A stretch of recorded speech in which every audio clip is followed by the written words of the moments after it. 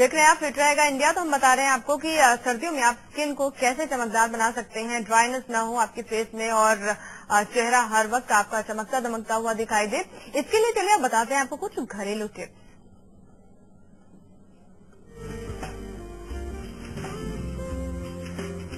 तो घरेलू टिप्स में सबसे पहले आपको बता दें कि चेहरे को खीरे के रस से साफ करेंगे तो इससे भी बहुत फायदा आपको मिल सकता है।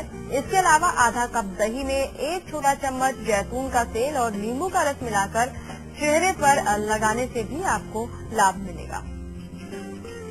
साथ ही 2 चम्मच जौ का आटा, मसूर की दाल या फिर बेसन में नींबू का रस मिलाएं और इसे चेहरे पर लगाएं। रुई को ताजे दूध में भिगोकर चेहरे को कर उससे साफ करेंगे तो एक क्लींजर की तरह ये काम करेगा और ड्राइनेस भी आपको नहीं महसूस होगी।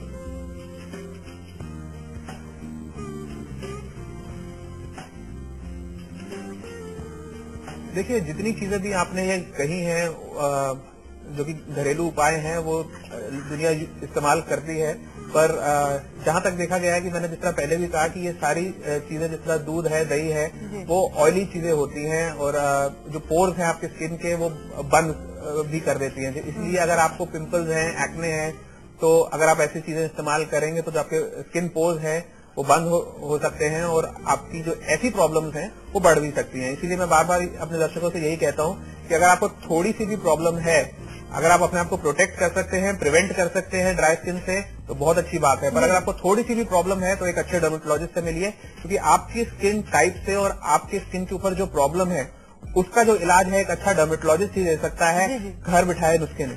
चलिए, इसके अलावा हम आपको बता दें कि अपने लास्ट एपिसोड में हमने डैंड्रफ के बारे में बातचीत की। डॉक्टर बत्रा साहब हमारे साथ मौजूद थे कि सर्दियों में अपने सर के डैंड्रफ से आप परेशान हो जाते हैं तो उसका कैसे आप निवारण ढूंढें, इसके बारे में हमने आपको बताया था। और तमाम मेल्स भी हमारे पास आई हैं तो उन मेल्स का जवाब दे देते हैं। डैंड्रफ की वजह से चेहरे पर खुश्की जो आती है, इसको लेकर क्या किया जाए। शफाक अहमद ने सऊदी अरब से सवाल पूछा है।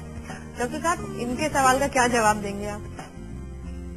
देखिए, जो रुचि आ जाती है, जिसका मैंने हमारे पहले एपिसोड में भी बताया था कि अगर थोड़ी बहुत रुचि है तो उसको आप प्रिवेंट कर सकते हैं। जिस तरह मार्केट के अंदर शैम्पूज वगैरह मिलते हैं वो आप इस्तेमाल करते हैं, अक्सर दुनिया करती ही है।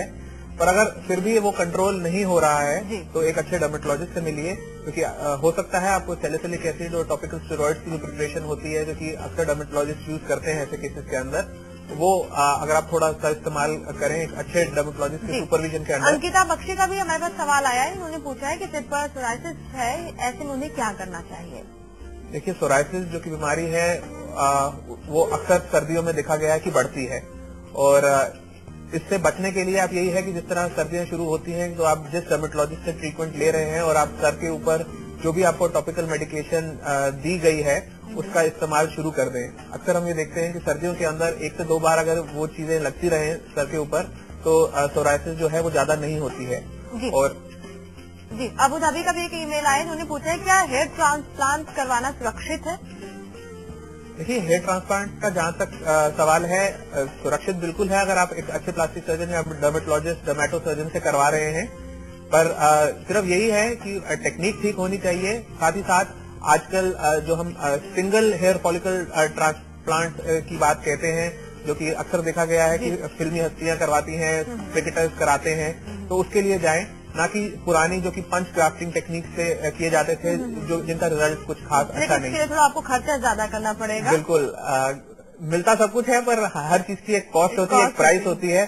तो अगर आप अच्छा दिखना चाहते हैं तो कई लोगों के लिए प्राइस मैटर नहीं करती है और वो ऐसी चीजें इस्तेमाल कर सकते हैं। चलिए, तो आपको हमने बताया कि किस तरह से आप डैंड्रफ का इलाज कर सकते हैं। लास्ट एपिसोड में हमने इसी टॉपिक को इंक्लूड भी किया था। डॉक्टर बत्रा साहब ने तमाम टिप्स भी दिए थे। तो अगर आपके आज के एपिसोड से जुड़े हुए कोई सवाल है, स्किन का कैसे आप ख्याल रखें, ड्राइनेस महसूस होती है, सर्दियों में एक्ने होते हैं, इससे जुड़े कोई सवाल आप हम तक पहुंचाना चाहते हैं तो fitraw@liveindia.tv पर आप मेल कर सकते हैं। अगले एपिसोड में हम आपके ईमेल का जवाब देंगे। इसी के साथ ही फिट रहेगा इंडिया में आज फिलहाल इतना ही। डॉक्टर बत्रा, आप स्टूडियो में आए, दर्शकों के सवालों के जवाब दिए, बहुत बहुत धन्यवाद आपका। My pleasure.